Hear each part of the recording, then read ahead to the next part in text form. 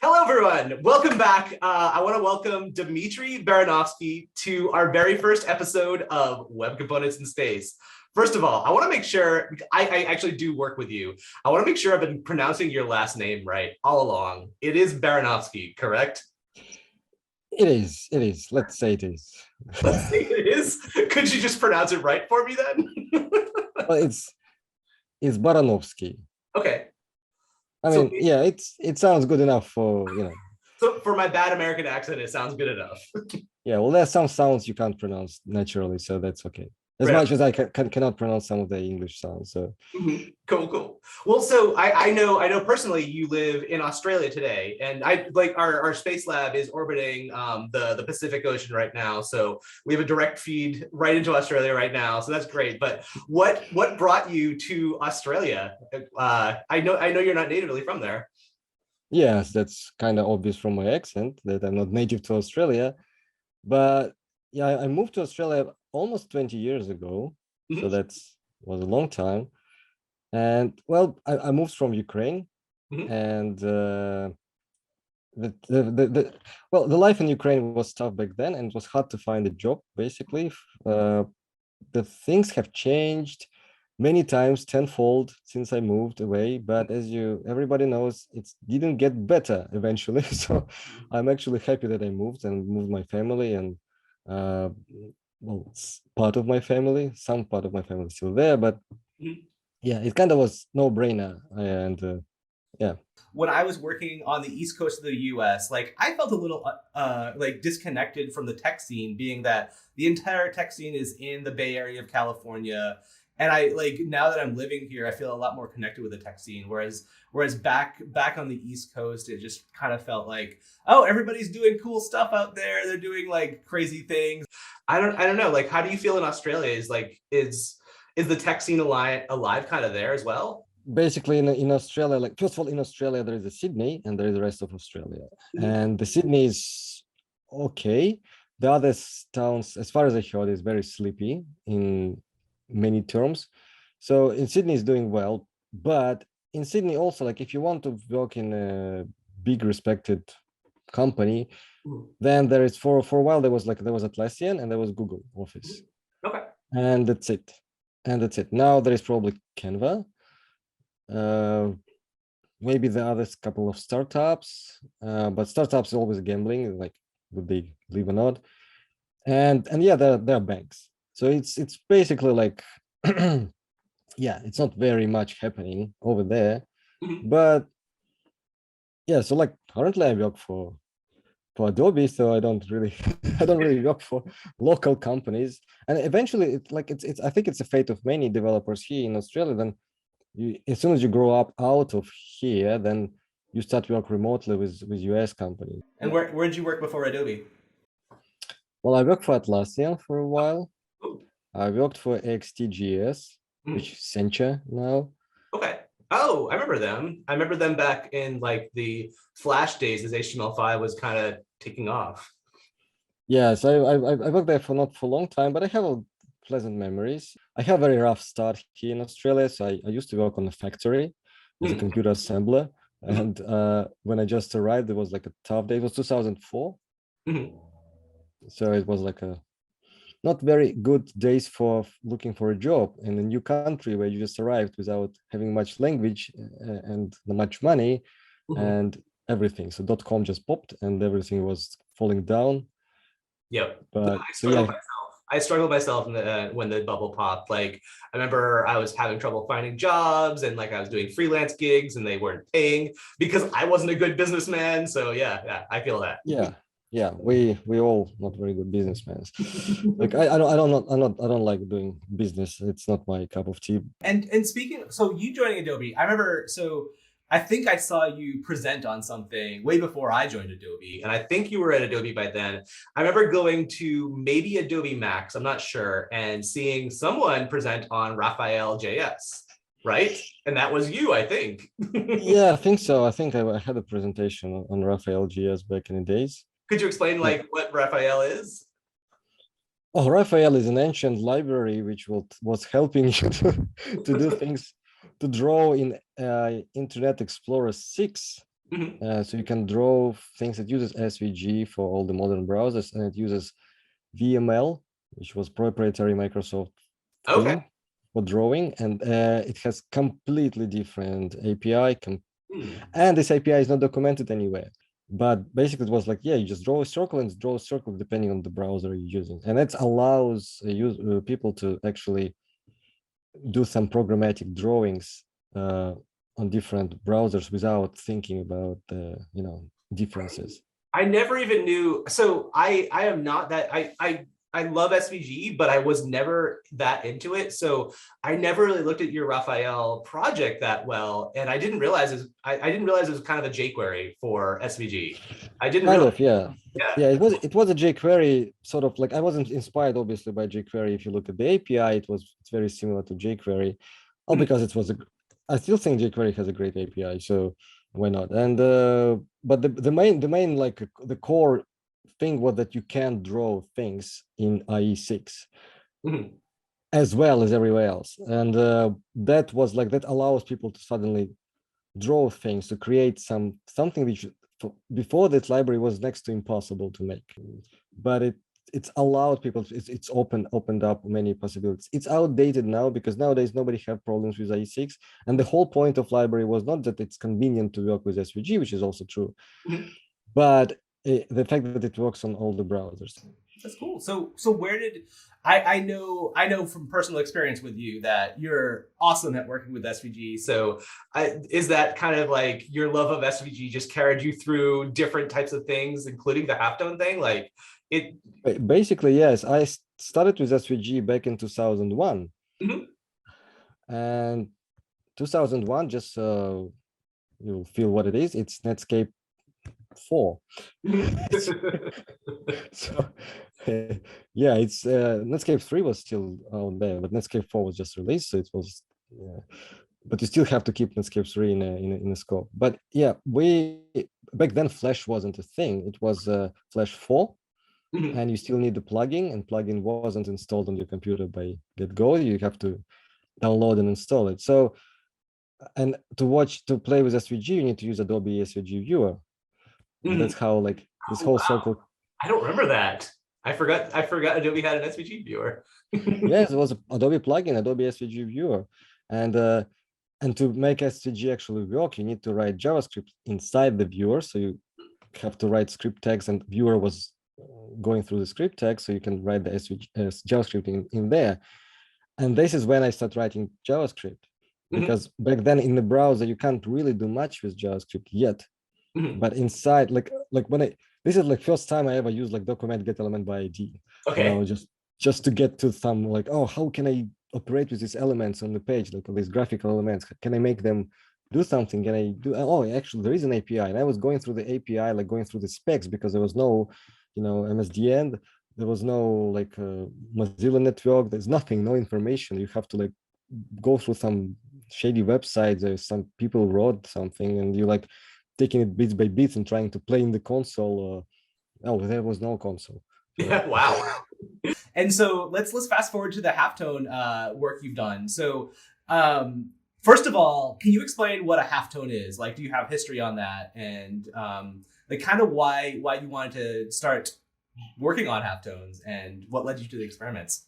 well, I started looking at the way how I can represent some shades of gray, which pattern are representing. So I noticed that every pattern, in addition to like have different shapes and stuff, Mhm. it also, if you step back far enough, it just Mhm. becomes a gray area. Yeah. And the question that I raised to myself is like, how gray is this area? Can I actually determine the grayness of a pattern? And can I actually change the grayness of a pattern, like the whole pattern, not parts of the pattern, but like the whole thing, Mhm. to be darker or lighter? And when your pattern is just basically stripes, it's pretty straightforward. Each stripe has covers particular area. And if you grab the tile, which represents the pattern, yeah, Mhm. and you look at the tile, you can see like, oh, well, this tile has a black area and white area. And the percentage of these areas is basically represents how dark or light the whole pattern is. And that's very straightforward and simple. And then I just out of fun, I was thinking like, hey, what about the polka dot pattern?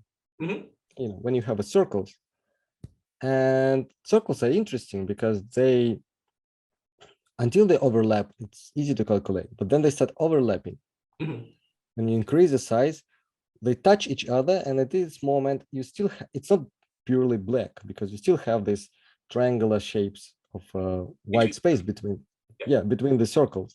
Like basically, you can imagine if you grab the bottles and you hug the bottles and they stick to each other, but there is still air between the bottles, right? They don't completely cover. So, but with the circles, you can keep increasing their size, and they start overlapping. But as soon as they start overlapping, the calculation of the area is not as straightforward, and that was like where all this math and some interesting solutions coming. But eventually, they come to the point when they cover everything, and this is black. So this is like the pure black, and if you reduce radius to 0, this is pure white. But everything in between is kind of interesting, and I was like. Looking, and I actually invented, well, not invented, but discovered the formula which describes this relationship and how the relation between radius and the darkness. And then when I done this, and I was like, oh, this is cool. Okay, I can actually reverse this function. So I can say, okay, here's my darkness, give me the radius. Okay. And that was actually not easy because some of these functions are trigonometric functions. So I have to, when I put them into real reverse, it becomes like very expensive to calculate. So I just actually cheated, and I actually make it to be a parabolic function, which is almost the same, and you can't really distinguish. But parabolic is much easier to calculate. So just square root, and that's it, you've done. Cool. So eventually I got this reverse function, and then I was thinking that, hey, I can actually, if I look at the image and I split the image into segments, and for each segment, I calculate the darkness, and I draw the circle around this segment with the darkness I'm set up using this formula, I can have a halftone image of this image.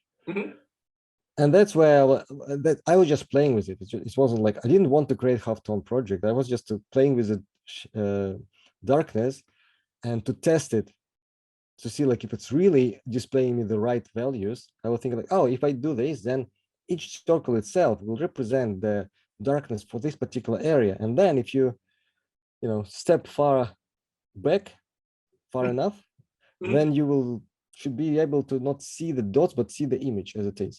And that's basically what you see in newspapers, right? Yep. We have this half-toning elements in newspapers. And then I start looking around and seeing like how other people done it. And I surprisingly noticed that most of the time, people stopped at the moment when the circles touch. So nobody want to go into this area when they overlap. And most of the half-toning projects, when you say, okay, this is like very dark, it's not actually, they touching and that's it. And it's not very noticeable. When you look at the halftone picture, you still can see the picture. But if you look at the dark areas, they're not as dark. So the darkest areas are not dark enough. Gotcha. They are like slightly grayish, which is okay. You still can see the image. It's slightly pale comparing to the original.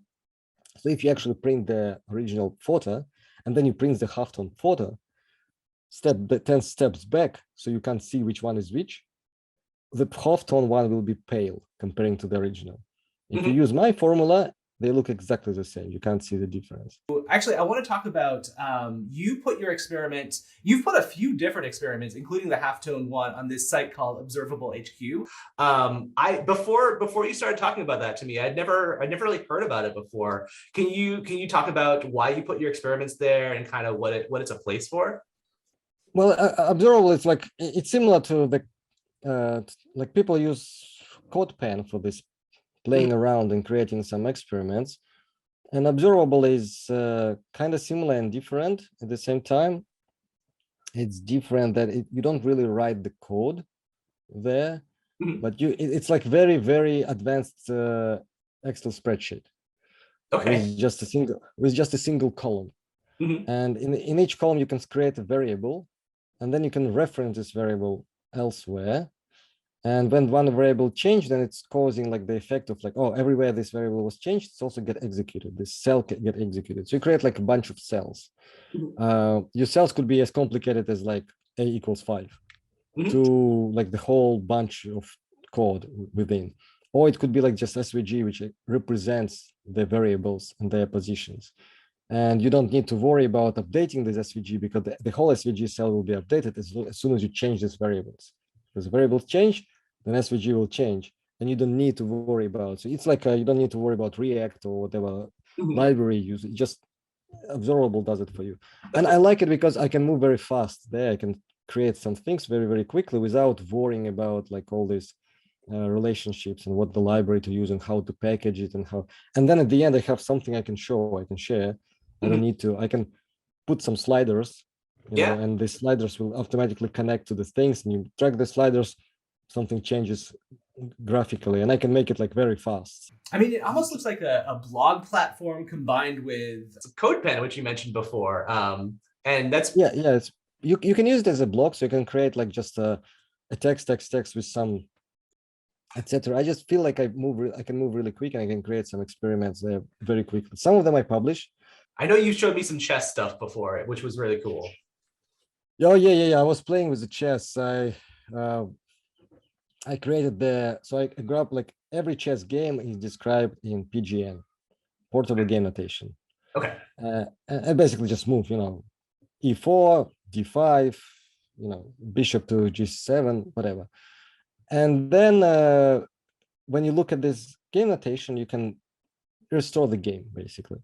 Okay. And I created like I write a script which will analyze and create a statistics of which squares of the chessboard were visited during the game. That was kind of fun, like, because it looks visually interesting. Yeah. Then I was like, okay, let's see where the king is moving, where the rooks are moving, where they actually get killed, where they actually kill some other or take other pieces. Yep. Or pawns.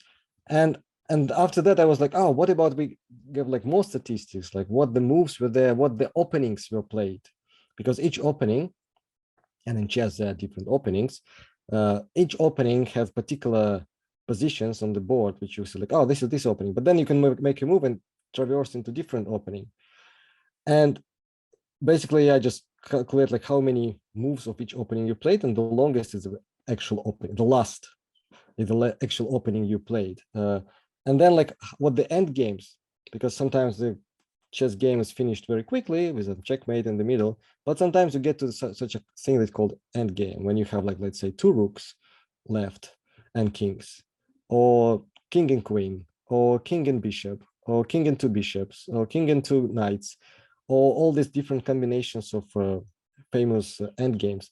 And this is kind of cool. And I wish that actually was, I could search for big databases of games like this, because it will be interesting if I'm like really suck at end game and rook against rook.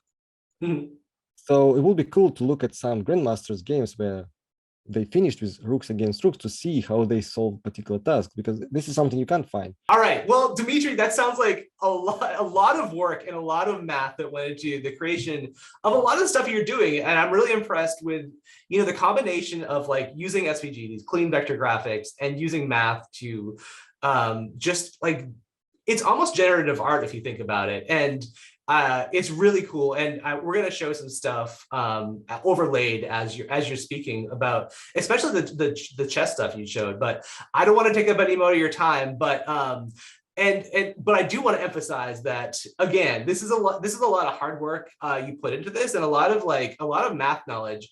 And I do want to come back to some web components. Something I really like about web components, where I can just box all that stuff up that you just talked about, and maybe I don't even understand all of it. I can box it all up as a web component and just use this outside of the app. And that's exactly what we're going to do next, as I walk you through building an app with Dmitry Baranovskiy's halftone experimentation, I guess we can call it. So yeah. But go on. Yeah, it's a lot of fun as well. It's a lot of math and lots of work, but it's also lots of fun. Otherwise, it wouldn't happen, I guess. But you see how like sometimes doing something funny brings you to do something useful. Yeah. Sometimes other way around, but